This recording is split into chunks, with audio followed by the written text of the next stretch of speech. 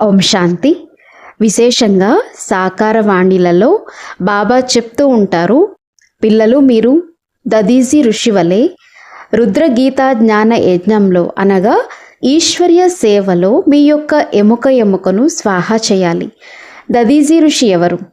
ఋషి గురించి విస్తారంగా తెలుసుకుందాం. ఋషి గురించి శాస్త్రాల్లో ప్రసంగించారు.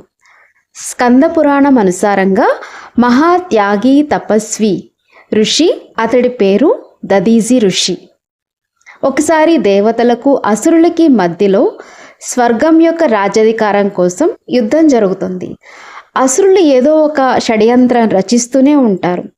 ఈసారి ఎలాగైనా సరే దేవతల యొక్క ఆయుధాలన్నిటినీ దొంగలించాలని వారు ఒక్కొక్కటి తీసుకుని వెళ్ళిపోతారు. దేవతలకి దీని గురించి సమాచారం తెలిసింది. వారికి అర్థమైంది. అప్పటి నుండి దేవతలు చింతిస్తూ కూర్చున్నారు. వాటిని సురక్షించడం కోసం, ఎలా అయినా సరే సురక్షమైన స్థానంలో పెట్టడం కోసం ఒక స్థానాన్ని వెతకడం మొదలుపెట్టారు.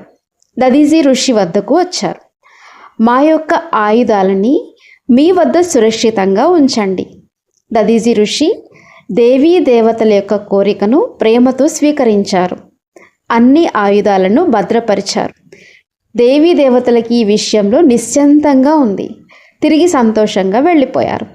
చాలా కాలం వరకు తన యొక్క సురక్షణలో ఈ శస్త్రాలని ఉంచారు. కొన్ని సంవత్సరాల తర్వాత దదీజీ మనసులో ఒక ఆలోచన వచ్చింది, విశ్వాన్ని చుట్టి రావడానికి తీర్థయాత్రలకు వెళ్ళాలి అని. అప్పుడు గుర్తుకొచ్చింది, నా దగ్గర ఇన్ని ఆయుధాలు పెట్టారు, మరి వీటన్నిటిని వదిలి నేను ఎలా వెళ్ళాలి? ఆ ఋషి ఏం చేశాడనంటే మొత్తం ఆయుధాలన్నిటినీ కూడా తగలబెట్టేశాడు. ఆ బూడిదను తీసుకుని వెళ్ళాడు. ఆ తర్వాత ఏమైంది అనంటే ఆ తర్వాత అతడి శరీరం చాలా శక్తిశాలిగా అయిపోయింది. ఆ తర్వాత తన పత్నితో కలిసి తీర్థయాత్రలకు వెళ్ళాడు. కొద్ది కాలం గడిచిన తర్వాత వృతాసురుడు అనేటువంటి రాక్షసుడు దేవతల్ని చాలా ఇబ్బంది పెడుతున్నాడు. కానీ దేవతల వద్ద ఎలాంటి ఆయుధాలు లేవు. వృతాసురుణ్ణి సంహరించడానికి ఆయుధాలు లేవు. దేవతలు ఋషి వద్దకు ఆ ఆయుధాలని తిరిగి తీసుకుందామని చెప్పి అడుగుతారు. దదీజీ ఋషి మొత్తం విషయాలని అర్థం చేయించి అన్నారు, తన పత్ని ఇంట్లో లేనప్పుడు మీరు రండి అని. దదీజీ ఋషి పత్ని లేనప్పుడు దేవతలు మళ్ళీ తిరిగి వచ్చారు. దదీజీ ఋషి తన్ను తాను అగ్నిలో భస్మం కావడానికి యోగ బలం ద్వారా అగ్నిని ఉత్పన్నం చేశాడు. దేవతలతో అంటాడు, ఈ ఎముకలతో ఆయుధాలని తయారు చేయండి అని.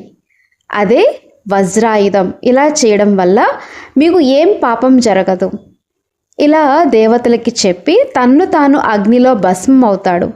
దదీజీ ఋషి యొక్క ఎముకల నుండి ఎన్నో ఆయుధాలని తయారు చేశారు. తన యొక్క వెన్నుముక నుండి చాలా శక్తిశాలి ఆయుధాన్ని తయారు చేశారు. దాని పేరు వజ్రాయుధం. దదీజీ యొక్క యోగ బలం ద్వారా దేవతల యొక్క ఆయుధాలు మహిమ 100 రెట్లు పెరిగిపోయింది. ఈ కథ యొక్క ఆధ్యాత్మిక భావం ఏ విధంగా దదీజీ ఋషి విశ్వ కళ్యాణార్థం తన ఎముకను స్వాహా చేశారో అలాగే మనము కూడా ఈశ్వర్య సేవ తన తనువు, మనస్సు, ధనాన్ని సంతోషంగా సమర్పించాలి.